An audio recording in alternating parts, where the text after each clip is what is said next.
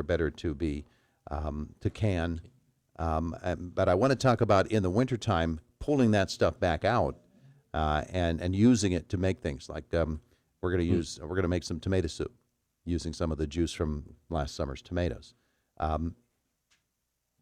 Some foods, since they are better to be canned rather than frozen, what I'm getting at is when you pull some foods out of the freezer, they can get soggy and mushy and not really be good to use.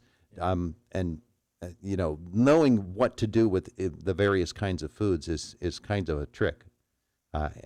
So I know that Extension has many different materials that are available that you can look up, and they can help you to know what to do. But I'm specifically interested in a way that we can preserve our onions over the winter, and then potatoes. Because I had a lady in church told me that what she does with potatoes is she simply peels them and puts them into cans, and she cans them just with water, and she cans them just like any other thing in a bath. And she says she pulls them out, and they're wonderful all winter long. Yeah. But let's talk about onions. What's the best way to preserve onions? Do you dry them? Do you blanch them? What do you do? There's different groupings of onions. Mm-hmm. Usually the sweet onions. Like the candy onions that Yarnix is famous for. Yes. Those just naturally do not store as long. Mm-hmm. Part of that, the water content is a little bit higher in those. And they have sugars, natural sugars. Yes. And those just naturally, even when you dry them, cure them, and dry them, mm-hmm. and then we want to keep them cool. I think oftentimes with a lot of vegetables, we have the temperatures too warm. Okay. Room temperature's not good. Yeah. Or like a tomato, we stick it in the refrigerator. Well, that's the kiss of death for a tomato, just a regular tomato. Mm-hmm. You take a couple slices out of it, and then you put it in a baggie and stick it in the refrigerator. Mm-hmm. Well, you'd have been better off just to eat the tomato and not let it go 24 hours or more in the refrigerator. You're actually shortening its lifespan. Yes, you're shortening it up even more. Mm-hmm. They're better kept around 50, 55 degrees. So it's a little bit cooler. Even after being cut. In outside, the refrigerator, mm-hmm. It'll last longer. Okay. In that case, it's better to just try to use it all. Mm-hmm. Use that tomato up, and be done with it. But going back to the onions, so those, and then we have that whole group of onions which are storage. They call them storage onions, mm-hmm. but they're the yellow onions. The ones that we grow from an onion set that we get in the springtime. Right, typically, yeah. Okay. But those are longer day onions that will just naturally store better mm-hmm. Than the sweet onions. So you've got those different groupings to work with there. Mm-hmm. But again, onions like a little cooler temperature and out of the light too. Okay. And we know when it's too warm after a while because they start to sprout mm-hmm. on their own, just sitting there.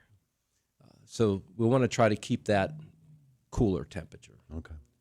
If we're just trying to, store them like that. And then otherwise, if you have a harvest, you can dry them down and keep a certain amount of them that way, mm-hmm. depending on your usage rates. And then again, you could go into the canning business with those. Or you could freeze them too.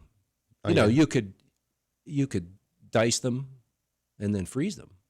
Yeah. Okay. And then they'll come out soft, but they're going to come out. That's right. That's right. You've already thought ahead that, okay, I'm going to use these ones I pull out of the freezer. Those are going to be for cooking. Uh-huh. So you might be making soups or whatever you're making, but that way you can just take those out and it doesn't lose you're not worried about the crispness of.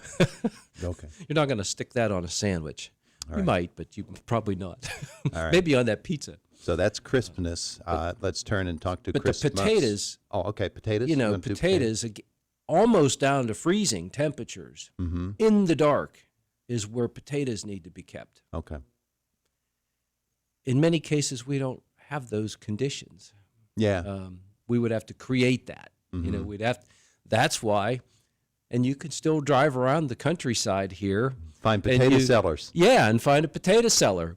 Or what's that odd? There's a door sticking in a hillside. Yeah. What is that? Yeah. Might be the entrance to the spring, but it might also be, might be a bomb shelter. Yes, it might be a potato seller. And that's right. It could be all three of those. But that, you know, that's why people did that, because they used the natural temperature of the ground to help create those conditions, so that you didn't have to run. You know, back then you didn't have electricity to run. Yeah. And you maybe didn't want to get into the ice block business or anything like that. We probably fear that the little critter's going to get in there when we do that. Right. But you got to build it so that you minimize that chance. You know, a lot of times it's never quite perfect, but still, it was a place to store. And then people also cured meats like that too. So we've either lost that knowledge, that history, or we didn't want to go to the effort to. It became so inconvenient when you thought to yourself, I could just go to the supermarket. Yes. And as family size, in most cases, has decreased significantly. Yeah. You didn't need those quantities of food to take you through the winter. Now we have a whole different system, and we can argue whether it's better or worse, but or discuss that, not necessarily argue, but discuss the advantages and disadvantages of how we live today versus how our ancestors lived. But anyhow, you know, storing potatoes, they need the dark. If they're in the light, then they're going to sprout the eyes in a potato to create new plants. They will sprout and they'll start to shrivel and shrink. Yeah.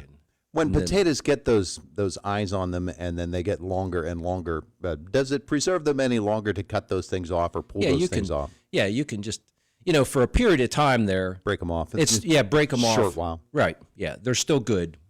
When they really start to shrink, you know, it takes energy that you would have otherwise had when you cooked that food and ate it. That energy is going into growing those sprouts. So when you peel those sprouts off, you know, you're losing some of the value of what you originally had. All right. So I said I wanted to go from crispness to Christmas. Yeah. So Atlanta Journal-Constitution this week, they had an article about what is evidently a tradition down south that I've not heard of up here.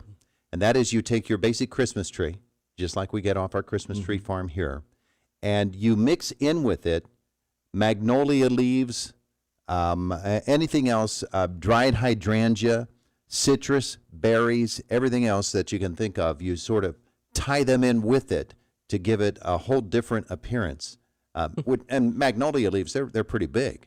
Yeah, they can be. Yeah, pretty large. And so it makes the tree look fuller and look like it's been bred with another species to come up with this amazing looking tree. And I saw some pictures that were really cool.